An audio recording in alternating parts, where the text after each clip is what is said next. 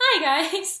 I've tried to film this video like 7 times today and it's just not working. So you know what? We're just gonna go with it now and we're gonna see how it turns out. I get asked all the time about time management. How do I juggle? How do I get books done? How do I travel and write? How did I balance school and writing? How do you balance X plus Y plus Z?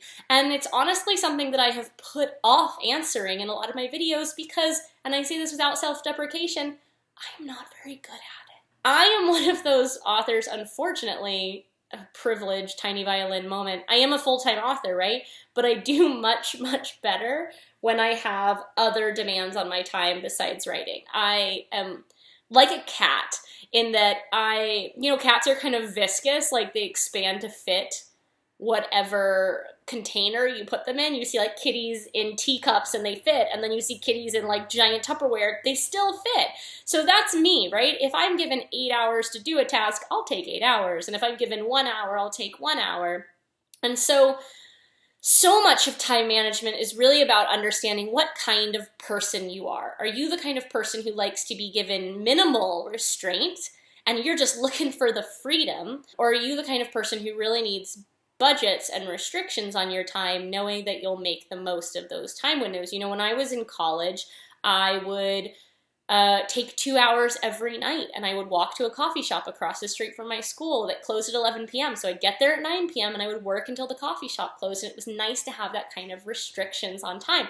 Somehow, a couple years ago, I went back to graduate school and got a graduate degree and wrote 3 books at the same time, and people say, how did you do that? And I say, I have no idea, because I can't even seem to just write books right now. I don't know how I could juggle school as well, but at the same time, I do know how I could juggle school as well, and that's because I liked having these restrictions. I liked having the narrower pieces of time. So again, super privileged to say that. I'm incredibly lucky to be a full-time writer, but I am, remember the cat imagery.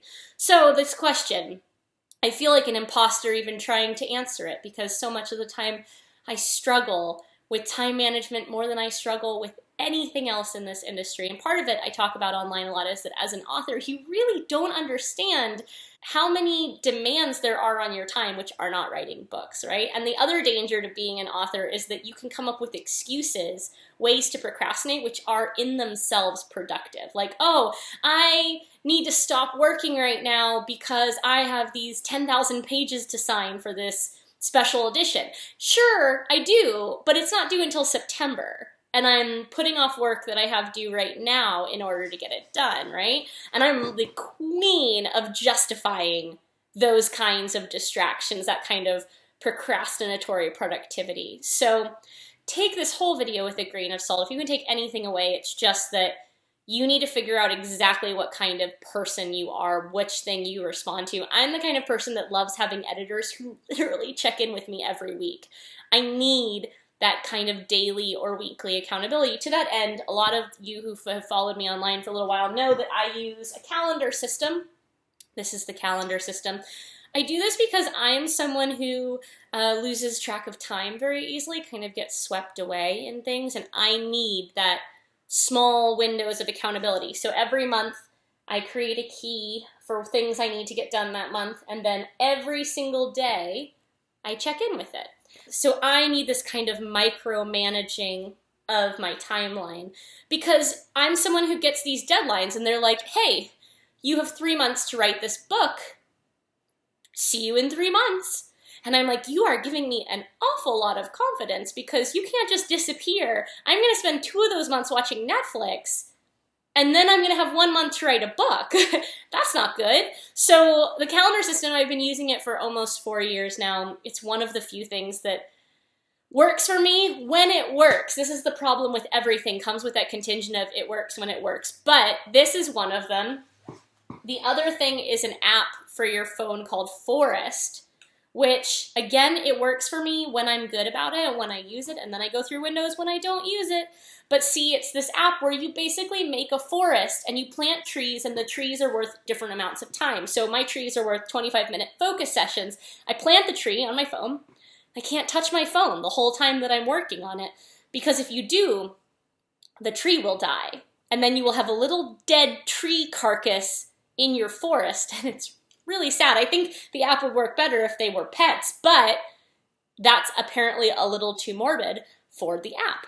So trees works too. Trees works too.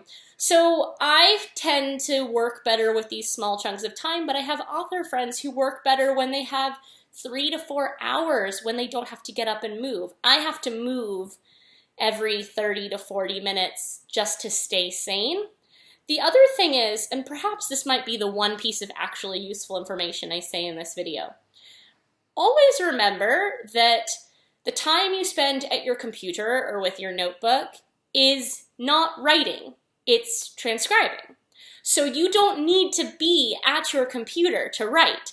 When I was in school, and even most of the time when I think about it, I do most of my writing away from my computer. I do it while I'm swimming laps or while I'm running or while I'm in the car. I'm thinking, I'm plotting stories. And then that way, you see, even if you only have 20 or 40 minutes a day that you can carve out for the actual writing, make it so that when you sit down at your computer to transcribe, you have the whole story or the whole scene or whatever it is ready. So when I used to check out of my school for 2 hours in the evening, I was in a studio environment. So when I would check out and go to that coffee shop across the street, I would spend all day thinking about what I was going to write for those 2 hours. And then I would sit down and I would write. And I have found that my creative time is infinite. My transcribing time is very limited. But if I can look at my whole day or pieces of my day as planning time and then allot very specific windows for myself to actually write, to type,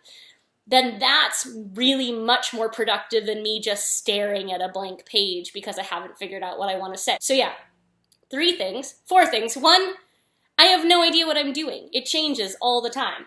2, the calendar system. 3, the Forest app. And 4, remember that writing is not the thing that happens at your computer. Typing is the thing that happens at your computer. Writing is the thing you can do anywhere, anytime, and always.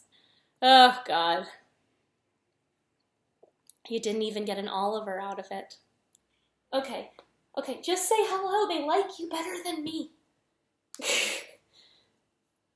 I'm going to give him lots of catnip after this because he's really not happy with me right now, but I didn't want to post a video that didn't have him in it, so I feel like this is what I did for you. He's going to scratch my face off, okay.